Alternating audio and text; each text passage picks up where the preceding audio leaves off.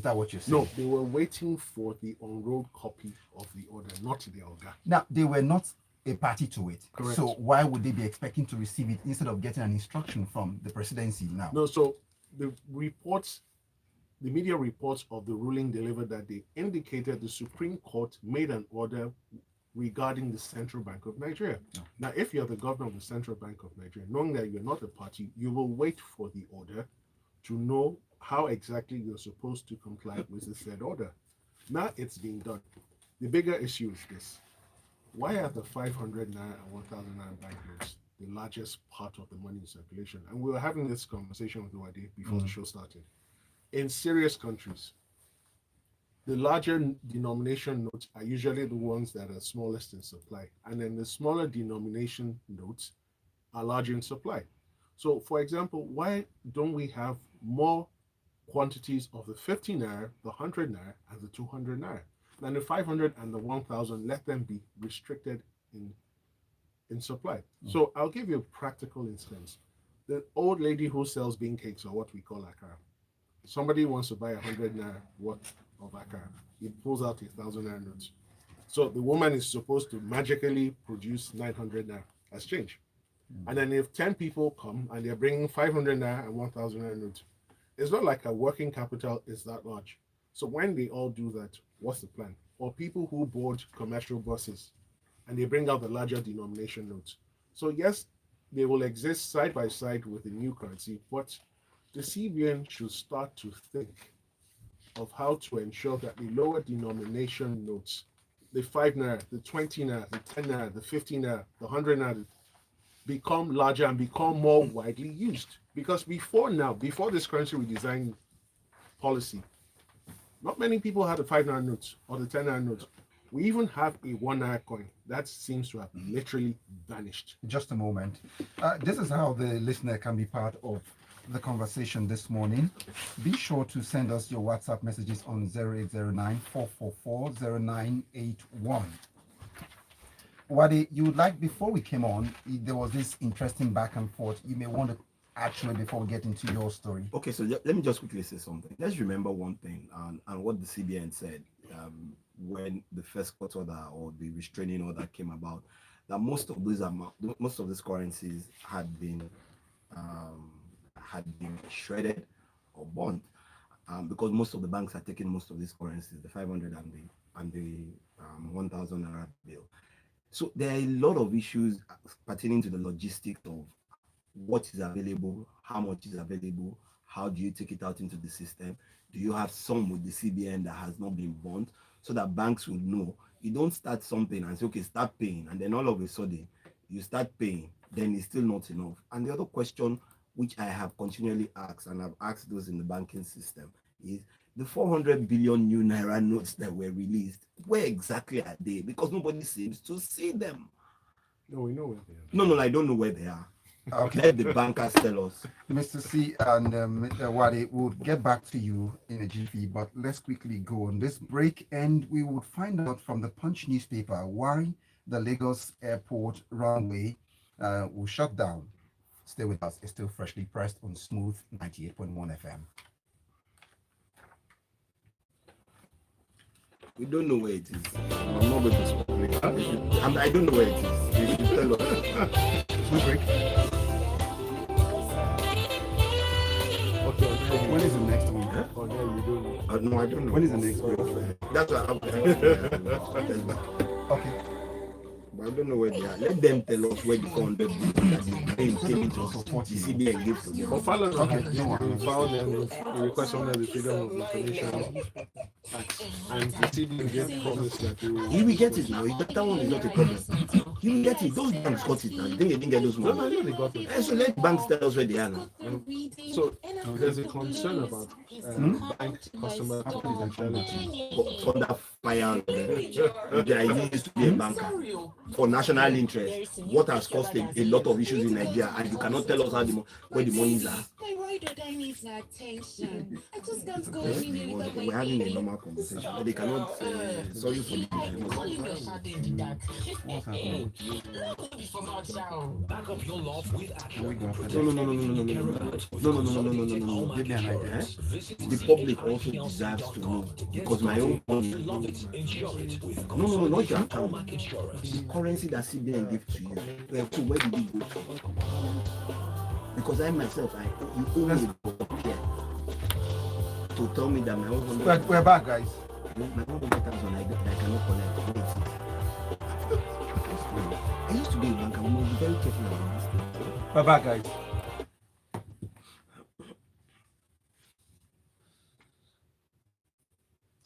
It is still freshly pressed on Smooth 98.1 FM. Wade is still here, and Mr. C is also here. The messages are also just streaming in just from the first headline we've gotten across. So, well, let's get on to this. Lagos Airport runway shut down for maintenance. That's according to the Punch newspaper, and quite straightforward. It says the Nigerian Airports Authority announced this that the 18R and 36L at Murtala Mohammed Airport, Lagos, will be shut down for maintenance. Standard. This is standard work. I guess it's going to take another 8 weeks. This is not the first time. They usually shut it down. What had happened was at a point in time, there was only one runway. Fortunately, they built 2 additional runways over time, over the last 10, 15 years. Because I remember the very first time they had to shut it down because the plane almost crash landed, and it took them a bit of time to do that. So this is standard procedure. 8 weeks is not such a long time. I'm not sure that the velocity of flights in comparison to what you're going to have. It's just a bit of delay here and there, most especially for priority will be given to international flights, especially at night and so on. So I don't think it's. So what happens to those of you who fly locally? Oh no, you still have to. You of course the runway is going to be available, but it's just that there might be a bit of delay because only one runway being used for both landing and takeoff. A pretty straightforward story. Let's get on to the next item here. This is coming in from the Nation newspaper, and what it is telling me here says APC, LP, PDP others to access all documents. INEC chair is the one talking, and that's according to the Nation newspaper.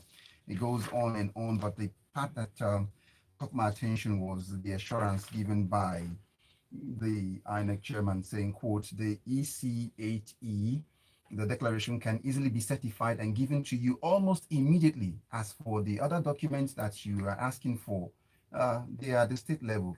And it goes on and on. Mr. C. Okay, thank you, Omar. So we note what the INEC chairman has said, that the parties will be given all the documents used for the election to inspect. However, he omitted a critical document, and that is a Beavers machine. Now, people will argue that documents relate only to paper. That is not totally correct. So you can have electronic documents. Now, the whole idea of the Electoral Act is upon the conclusion of the conduct of an election, an agreed party or candidate has the right to ask to inspect what was used to conduct the elections. And that includes Beavers machines.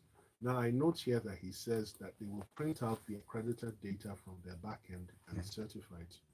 Now, that's fine, but how do we know that what you've printed is what went in? That was the whole essence of allowing the parties to inspect the Beavers machines themselves. Now, INEC has gone ahead to reconfigure the machines, claiming that they have backed up the data. Yeah. Now, guess what? Reports yesterday suggested strongly that INEC has still not concluded uploading the results from the 25th of February election. Now, my question to INEC is this. If that is in fact true, and you haven't finished uploading the results, how then did you commence the reconfiguration exercise? And is there not a possibility that a Beavers machine that has not, whose results or data has not been uploaded, will then be reconfigured? And if in the event that happens, is that information not lost for all time? So, interesting things, but I like the process he's put in place, that they should let him know when they're going to the state so the arrangements can be made for the documents to be made available and for them to be certified. But I think it's a big shame that the parties did not get to inspect those beavers machines before the elections. And it's also a bigger shame that knowing they had two sets of elections, they went for only one set of machines. Wade, do you see this process playing out affecting Saturday's election? No, I don't think so. INEC had based on their own court filings, the court had said, you know what, make sure you back up this data and go ahead and configure the machine. So if they say they backed it up, then we'll give them the benefit of the doubt, which is what UMO saw as independent, Law abiding. yeah, independent law abiding Nigerians. Okay. Let's get on to the messages we are looking at here now. Lots of it's coming in from our WhatsApp platform. And the first one I'll be seeing here is the one coming in from Olumide. Olumide says, good morning to Mashe and the honorable men here. I have to express myself subjectively here. The CBN governor is a rookie because he couldn't find solution to financial problems that lasted for almost 2 months. He's occupying that seat because concerns like this can come up. Sadly, he has no solution. That's more reason the legal institution should intervene using common logic. Well, he says, thank you so much for the update you guys are getting across to them. All right, are we due for a break? So we'll be back for a break. After the break, we shall be back with more headlines. Stay tuned.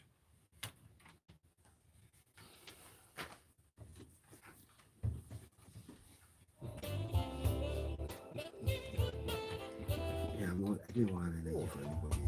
I think that was happen should happen.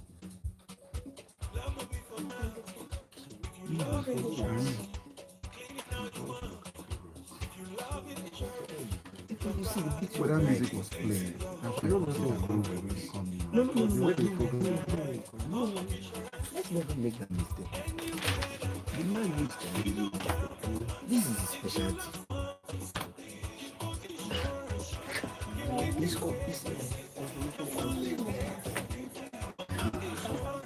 No, don't really. That's why when we come, let me just get on to the message. what you want. Anytime you want that.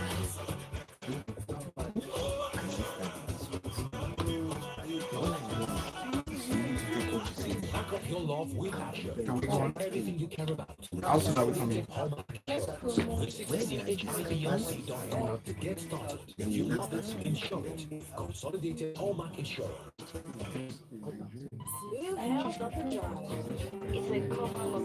We're coming in after this.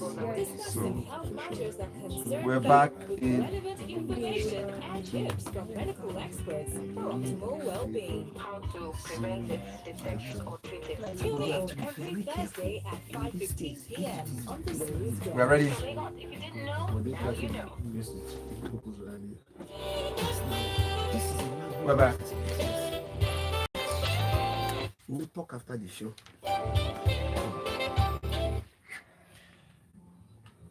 It is still freshly pressed on Smooth 98.1 FM. Before we went on the break, we were picking up some messages sent in to you. And I've got this one here saying, face-saving press releases from the presidency. It is taking the president 10 days, or probably 11 if you want to add one day to it, to react to the Supreme Court ruling.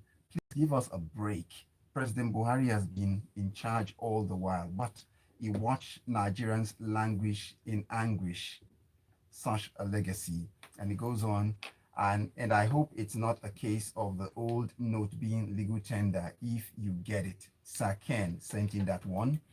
Pastor Dapo says, this whole CBN episode should sound as a warning to people aspiring to get into office and lead us in the foreseeable future. Nigeria is not a kangaroo country where a bunch of reactionaries emanate from nowhere to try and use us as experimental guinea pigs for all their frivolous activities. We all need to grow up. Dapo from Idiaraba. And next message here is coming in. It says, good morning, guys. Yemi from Marina here. Please, I have a question.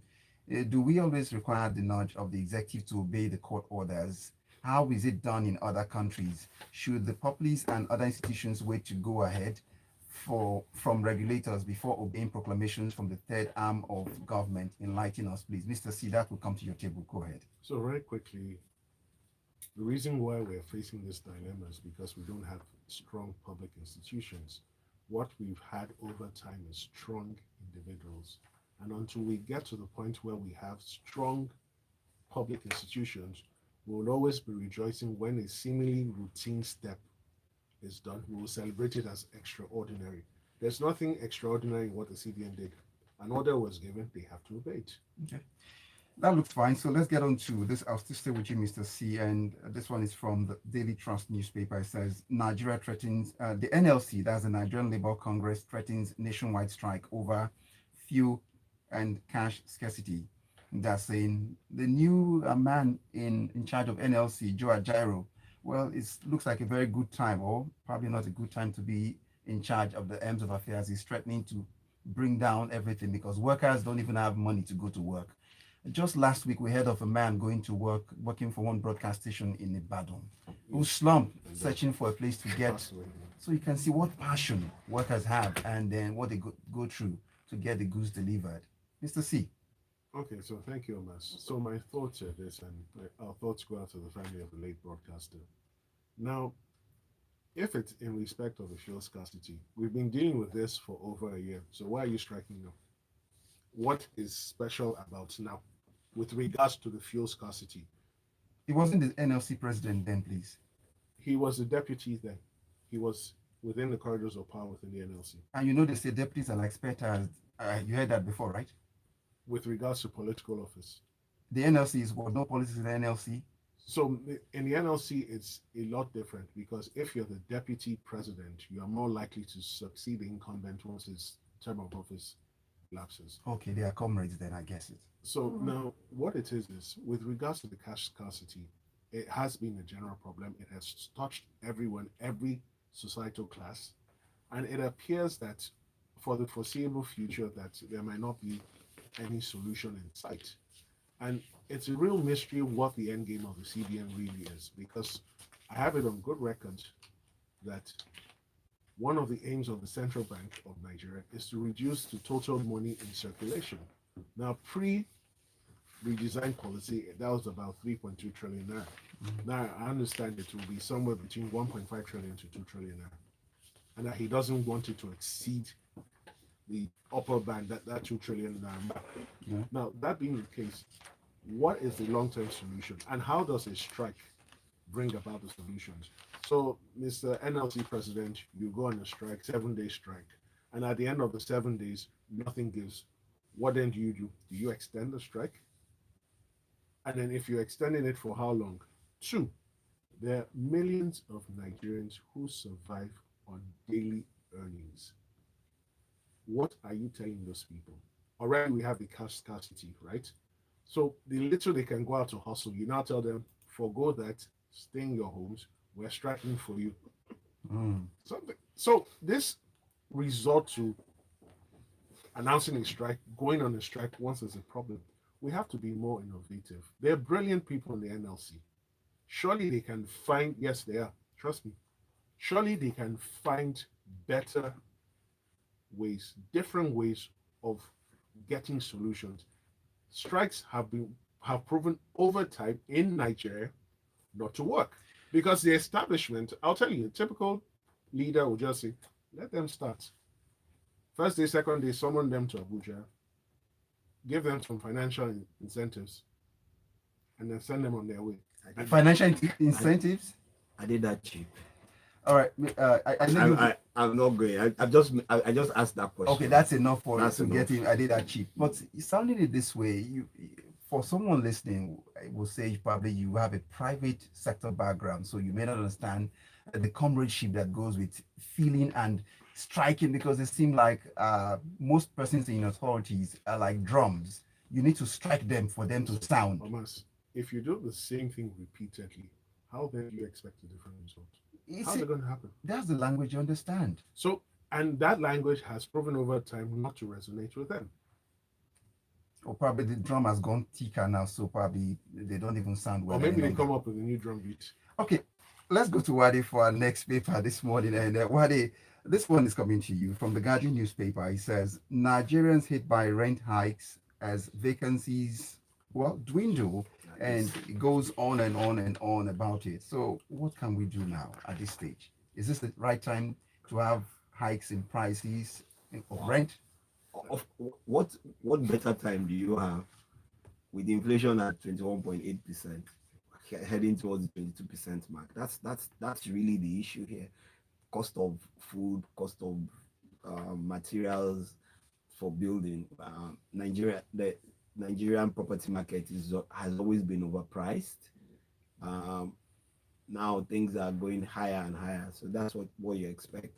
Hopefully, um, with the new administration coming in with the Yes. president-elect, we would start to see, or we should be able to start to see some level of confidence back in those who are going to run the economy, which we haven't seen over the last 5 to 7 years. And let's hope and believe that with the right economic team, with the right economic management system, we would start to see those needed investments coming back into Nigeria that have disappeared over the last 7 years. Because they tell me that the rents in Abuja now, Ikoyi, they were mentioned in this Lekki and all of this, they've all gone over the roof right now. That even those who stay in the one One bed. room, Mini flats. not one bed, The mini one flats. room. Okay, The no, mini it's flat is single. very that's expensive.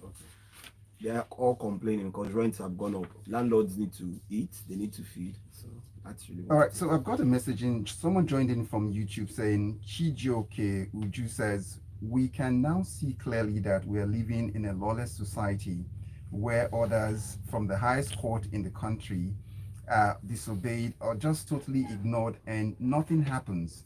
Structure of criminality is what it calls it. This is what has been for this administration from the onset. So I don't know why anybody thinks it's going to be different. No, but why? Probably when orders come, going by what Mr. C has said, you have to wait for your Attorney General to help you interpret it. And No, then- that's not what I said. Okay, I'm just okay. Go ahead. So you need to receive the enrolled order to know Yes. the exact wording and exactly what it is you're supposed to be complying with. Okay. But whose responsibility is that if it's the federal government that is asked to obey an order? So Whose responsibility is it to help you understand the Look. enrolled order? Wadi, Mr. C, we've got piles of messages to go. Let's quickly grab this one. In this one is coming in from Ehi. The issue with the CBN is we will stop seeing the new notes in circulation and start seeing more mutilated notes. I sincerely hope banks will work quickly to alleviate the sufferings of Nigerian people by disbursing the notes they have because I know they have these old notes in their vaults.